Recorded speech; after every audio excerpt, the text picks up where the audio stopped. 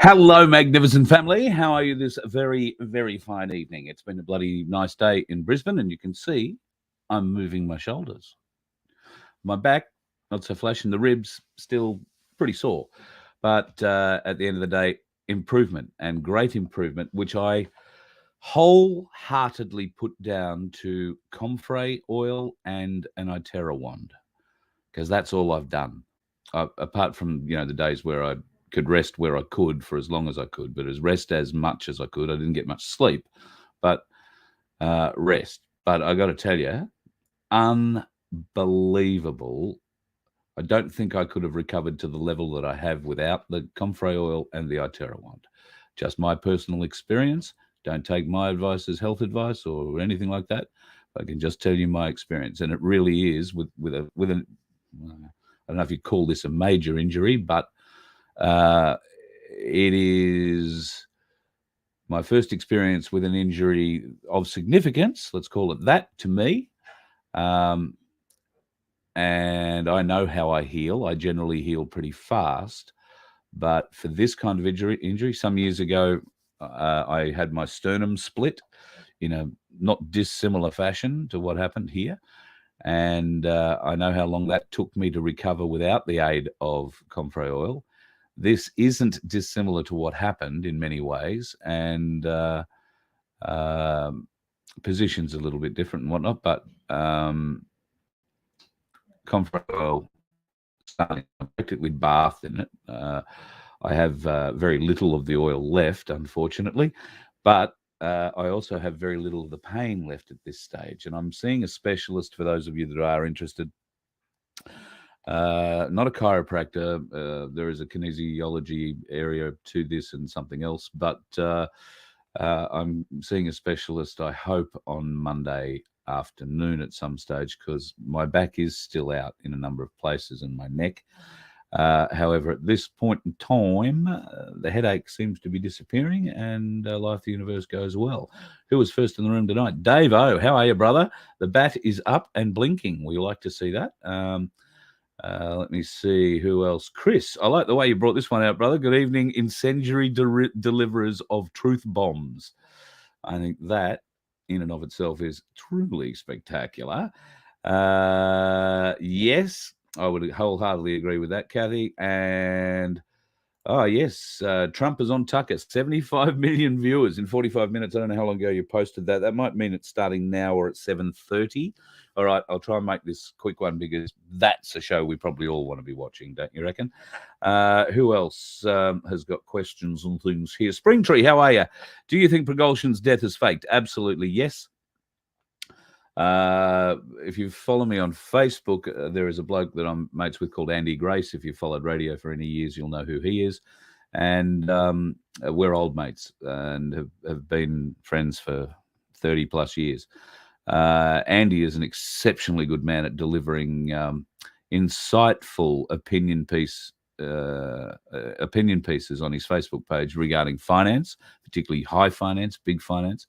Whether or not he knows much about it, but he's a very intelligent guy, probably one of the most intelligent people I've ever met. And today he was, saying how unsurprising it was that Prigozhin has been shot down, the way he has, and was mentioning missiles and all that, and showed a picture.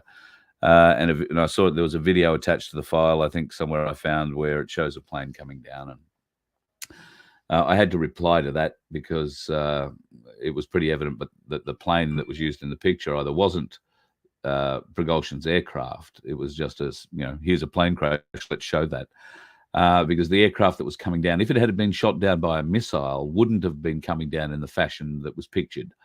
There's, doing battle damage assessment and studying aircraft crashes and that sort of stuff as a hobby, as I have done. That leads me to believe the picture, at any rate, the aircraft in the picture that was shown was exploded from the inside out, and it fell out of the sky like a stone. That means if this was a pretty nice little private jet, it would have been flying at 30,000+ feet. So its forward momentum would have almost ceased in the first 10,000 feet of its fall, because it's lost its propulsion. and therefore it turns into a stone and falls straight down. And that's pretty much the evidence of what you've seen there. And that would indicate an aircraft having an explosion go off somewhere towards the center or the rear of the aircraft, buggering up the tail. So it didn't fit with his outline on that. The rest of the story is that, of course, he's been seen recently with some rogue African guy who supposedly is friends of Russia. That would be the third warning, if you like, after what's gone down with the march on Moscow and, a couple of other threats that have supposedly been put out by Prigozhin to Putin. Let's get a couple of things straight. Prigozhin was Vladimir Putin's personal chef for years, like years. Now, the fact that he may or may not have had some kind of dangerous or exceptionally difficult military past or whatever, but I don't know if you've ever seen the, what was it called? There was a Steven Seagal movie, Under Siege, where there was this very, very highly trained special forces officer who wanted to live out his career basically without having to go off to war and kill people in special and unique ways. And an admiral who, respected his service gave him the position of the admiral's chef, the admiral's personal chef, kept him close. Great to have a bodyguard like that. And anyway, go and see the movie. Not a bad movie at the end of the day. What if Prigozhin's like that? They are great mates. I have no fear. And if you, as Andy clearly does, believes that the march on Moscow was actually real and not one of the greatest double crosses, if not the greatest double cross in global history, because they were essentially bought by NATO, the US, and Ukraine. They were paid $6.9 billion with a B. $6.9 billion in cash, US dollars, to march on Moscow and throw Putin out, overtake Moscow. Now, they marched. They had to look like they were marching, and they probably would have marched right up to the doors of the Kremlin, but they wouldn't have kicked the doors of the Kremlin in until they had the cash in their hand, because nobody would be stupid enough to do that. So it turns out that Prigozhin and his team were paid about 200 kilometers out of Moscow. And lo and behold, after the payment had gone down and everybody had shook hands and said, "Oh, all right, well, let's go to war," and NATO, the US, and Ukraine got back in their helicopters and flew back over to their side of the border, and Prigozhin and his crew all climbed in their armored personnel carriers and their tanks and their associated other transportation and promptly turned around and started driving away from Moscow with $6.9 billion in cash. Now, Putin isn't going to let him get away with $6.9 billion in cash and double-cross him in the greatest double-cross in history. So clearly they had made a deal. That money has been split, all right? The money wouldn't have stayed in Prigozhin's hands. It would have gone to Putin and to the Central Soviet, if you like, and will be put to very good use, I am sure. Prigozhin's half. Well, all right, let's think about this for a minute.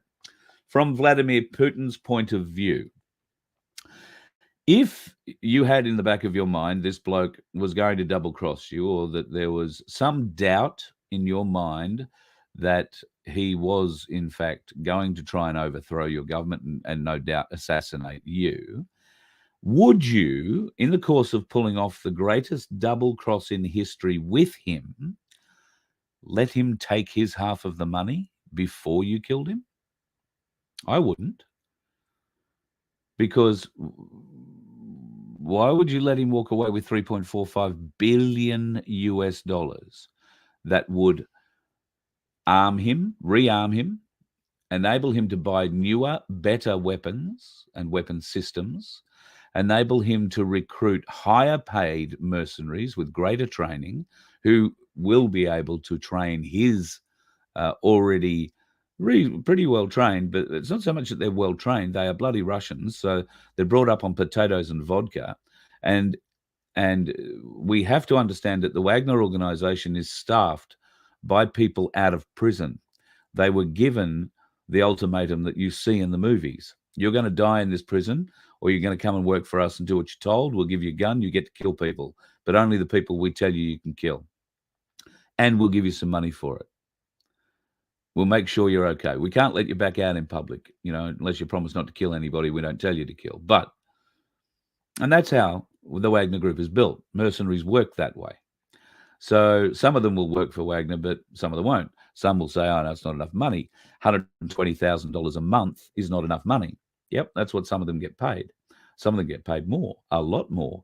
And that's what Prigozhin had the ability to purchase if he was allowed to walk away with $3.45 billion, as Putin let him do. Otherwise, you've got to think that, he would have turned around right again and walked straight back and started shooting things at Moscow. 100%. Don't think for a moment Moscow would have been too worried. They could have annihilated the Wagner Group and could at any given stage. So why would Putin present the guy he's going to kill with the ability to restock, refurbish, rearm, restock his own private army, and then motivate that army by killing off the benefactor who gave him all that cash? Because you know damn well who's going to replace him in that organization. They'll be training to come to Moscow and avenge the death of Prigozhin. So it makes no logical sense. Vladimir Putin is not a stupid man. He is not going to leave his personal chef with $3.45 billion US with a plan in mind to kill him a couple of weeks, months down the track. It's just not going to happen. Maybe some people think it will happen. Let me go back to your comments and see what you're saying. J1, I like what you said. You don't think it matters if he's dead or alive? Well, of course it doesn't matter. Well, it sort of does matter, because it'll stop NATO from looking for him if they actually believe it too. You've got to think that there will be a certain amount of animosity from NATO, the US, UK, and Ukraine after being double-crossed in such a fashion. And it took $6.9 billion US, their paper money there, but it's the only thing they got to trade. It's taken all that straight out of circulation. Of course, what would they have done with it? If they were half smart, they would have gone and bought gold with it, or silver. They would have traded it out of the fiat, out of the US bullshit currency, and placed it solidly into precious metals that would back bricks. See where that's going? Darren Bergwerf is in the house this fine evening. I hope that Darren may or may not be able, I hope he does, join us tomorrow night. Won't matter, because I'm going to catch up with him on Saturday. At least that's the plan, if I can get a flight into Sydney. I'm struggling at the moment with timings to get to where I need to be on Saturday, arrive and get there and be able to get out again. It looks like I've got to try and afford a night in Sydney somewhere and fly down Friday. So at this stage, I think there is a cheap flight available very early Friday morning. So I'll get to go and catch up with some people in Sydney Friday. Oh, that's tomorrow, isn't it? Shit. So no, look, if I'm coming down, it'll be later, because I haven't got it yet. At any rate, the plan is for me to be there Saturday. So look forward to seeing you then, Darren. And I've been having a chat with Luke tonight. Luke Hart, who is representing my place, Gold Coast, was, I thought, in chain to come on tomorrow night for a bit of a chat, so that we can have a chat about the Unity Hub. But he is working so bloody hard on the Unity Hub, and it's not quite ready yet for public release. So we'll hold off until such time as that it is ready for public consumption. But we're very excited about what's going on there, and he's very excited about my place. So I've told him quite a few of the details about it. And I'm sure there'll be a good Gold Coast crew representing when we do the launch of my place, if you like. We'll call it Brisbane colloquially. but it will be in the eastern suburbs. In fact, I'll narrow it down for you. It'll be in Capalaba, sort of Cleveland area, and the Redlands. Put that way. It'll be in the Redlands, and it is a venue of a certain size. So I need to negotiate exactly how many people can get in. There is guaranteed 100 seats. So the first 100 people to say they want to come to this launch, and can I tell you, it is, if you're considering becoming a My Place member, then come and be part of my Place. I won't be there every week, but the weeks that I am here in Brisbane, I will be there. It is a brilliant venue, and I would love to see you come and join it if you are in Brisbane and want to be part of it. That's only, of course, if it's within travelling distance of you. If it's not, but you'd still like to start your own My Place, don't be discouraged by the fact I have. Let's work together. So I believe in part what's happening with Sydney and the meeting on Saturday with all the My Place folks in Sydney. And I encourage you, if you have not already joined a My Place in Sydney, or you don't know whether there's one near you or not, then this meeting on Saturday is 100% for you. In fact, Darren, if you're still on, I'm going to send you a link so you can come in and we'll talk about this if you'd like. I'll send it to your Darren email address so you know what's going on. Something stupid's going on here. What the hell's going on here? It's not talking to me. Bloody.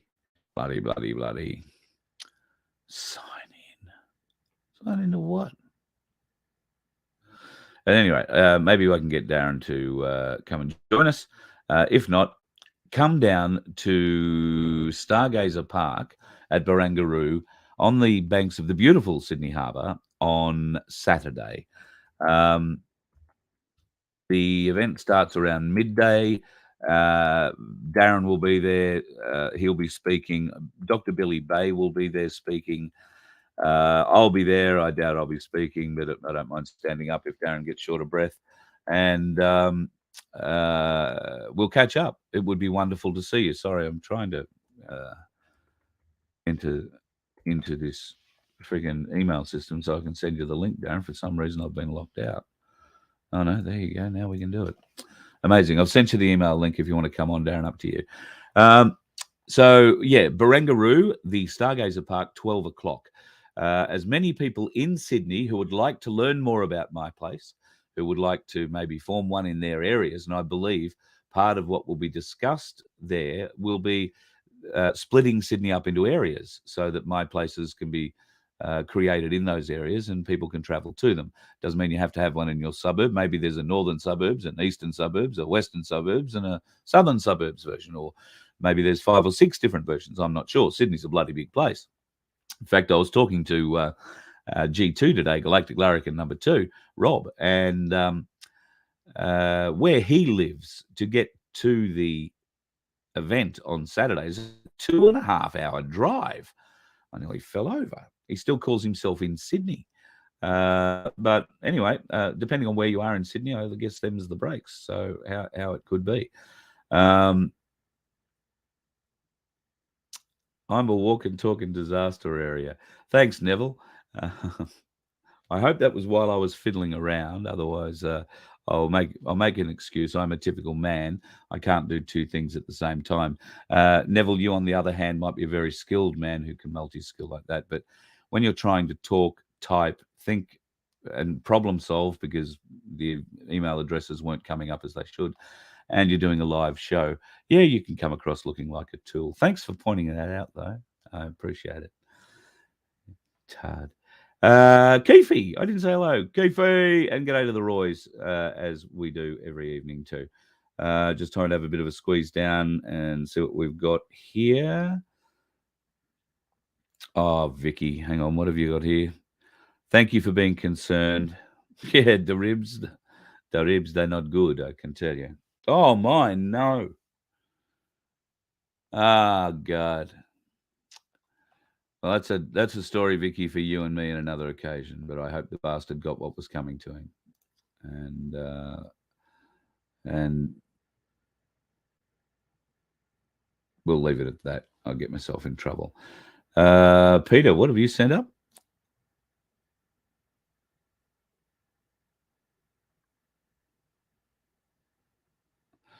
Very good letter to send them. I'll be interested in the reply that you get. That'll be a bit telling, I would have thought. Of course, I just want to tell you, of course, if you are in the gold or silver buying business, go with the people you know you can trust. Ainsley. Ainsley have been great supporters of this program and continue to be great supporters of the freedom movement. And they are part of a announcement that I'll be making in the not too distant future, because they are coming on board to help us spread the message a bit further. So I can't recommend highly enough to you that if you are in the market, whether you're buying one coin or you're buying a million coins, give Ainsley a go if you haven't done so already, and tell them that the Voice of Freedom sent you. You never know, there might be something in that for you. Of course, Ainsley will come on board with us here in a couple of different ways in the future, but they will continue to help us out with competition prizes. So those prizes, the last one was 10 ounces, a 10-ounce silver bar, and I think Cass put up 3 1-ounce coins. If our membership grows, so will those prizes. And I have a prize. It has a weight. I have a weight in mind for that prize. And Ainsley and Cass and associated other people who are involved in this project have all nodded their head in agreement to that prize, but the threshold needs to be met with membership. So if you want to be part of this prize and this opportunity, trust me, you do want to be part of it, then please consider joining Voice of Freedom as a member at vofhq.com. We're going to be looking for some input from you guys pretty much continually in the next short period, but extending to 12 months or more. Input in a lot of different areas. Now, I think I mentioned to you in last night's show that the radio station thing is going to happen. Still dancing with a couple of legalities and a couple of technical things. What I'm trying to create, there is no software really to do it at the moment, at least the way I need to do it. There is other ways, but it creates other difficulties in other areas I'm not going to get into to explain. It's quite technical. At any rate, without boring the ass off you, pretty much ready to go. Just need the place to do it, and either make sure that we pay the fee that's required, and that's finding that fee that is the problem, or telling them to, and going out on our own and doing it and risking what could be quite a serious breach that they will attempt to tell us we have made of their laws, which in and of itself could prove to be an interesting experience we might all share together. We call it a learning experience. If it's going to be that, then hey, I'm happy to be part of that learning experience, and we all learn from that. That's a good thing. I have no problem. What do I have here to show you tonight? Some interesting things came into my inbox today, but in the interests of brevity and the fact that Donald Trump's going to start talking to Tucker Carlson in 5 minutes, have you ever thought about this? Have you ever thought about this? In 100 years, like in 2123, we'll all be buried with our relatives and friends. Strangers will live in our homes we fought so hard to build, and they'll own everything we have today. All our possessions will be unknown, unborn, including the car we spent a fortune on and will probably be scrapped, preferably in the hands of an unknown collector. Our descendants will hardly know who we are or were, nor will they remember us. How many of us know our grandfather's grandfather? After we die, we'll be remembered for a few more years. Then we're just a portrait on someone's bookshelf, and a few years later, our history, photos, and deeds disappear in history's oblivion. We won't even have memory. We won't even be memories.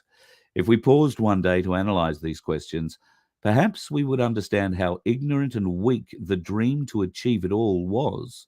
If we could only think about this, surely our approaches, our thoughts would change.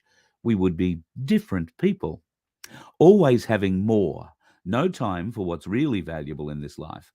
I'd change all this to live and enjoy the walks I've never taken, the hugs I didn't give, the kisses for our children and our loved ones, these jokes that we've got time or we don't have time for, those who would certainly be, well, the most beautiful moments to remember.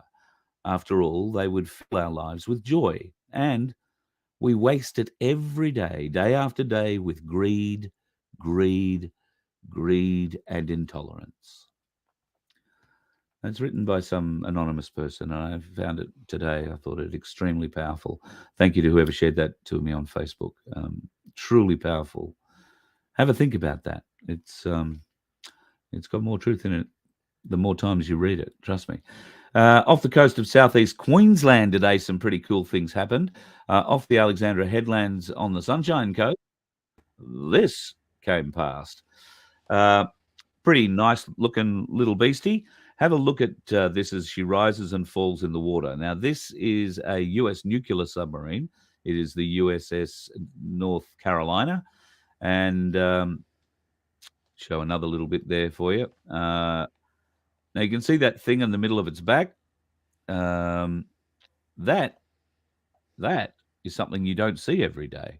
That is a different submarine, a completely different submersible that they use to insert special operations teams and can potentially perform underwater rescues with.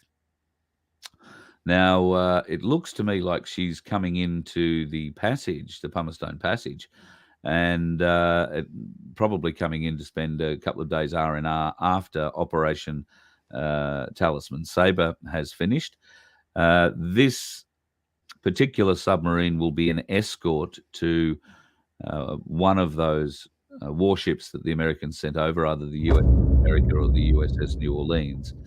And they will be off doing, well, we know that those ships came into Brisbane and had some R&R time before the event. And, of course, the submarine would have been patrolling outside Moreton Bay and making sure that they were safe inside during that period, then gone off, done the exercise. Now it will be coming in and doing some R&R for its crew. And by the look of it, if you have a look down the side, she's been underwater a long time. These machines, of course, only have to surface when the crew need time out and they need to refurbish the food because they've eaten everything else. So no doubt there'll be a restocking here and at some point a send-off and heading off to their next little unknown destination. But not often you get to see a US nuclear submarine pulling into town. And you won't be able to get close to it. If it is, in fact, going into Brisbane, I haven't heard, I haven't looked. But if it is coming into Brisbane, I doubt there's going to be any open deck for it. You won't be able to get too close to see it. And if you do happen to have a boat, that would be the easiest way, but you're probably still not going to be allowed within more than a couple of 100 metres of it. The saving grace of that will be you'll be at the same level of it at waterline. So you'll get a bit of an idea of scale. If you do happen to take your boat out and you get close, take a camera, send me the pictures. Love to see what they're like up close. That'd be really cool. All right, I think I've just about hit Tucker's start time. Gee, who knew? Maybe one day I'll get to say that. I've got to get off air because, you know, right now, Tucker Carlson's coming on. Wouldn't it be nice to be able to throw to Tucker Carlson? Got to have dreams, hey? Love you all, folks. Please, if you can help us out, vofhq.com and the donate button there, or do yourself a favor and become a member. Some big things, some big announcements coming soon on the Voice of Freedom. Thanks and good. You let one ant stand up to us, then they all might stand up. Those puny little ants outnumber us 100 to 1. And if they ever figure that out, there goes our way of life. It's not about food. It's about keeping those ants in line. That's why we're going back. Does anybody else want to stay?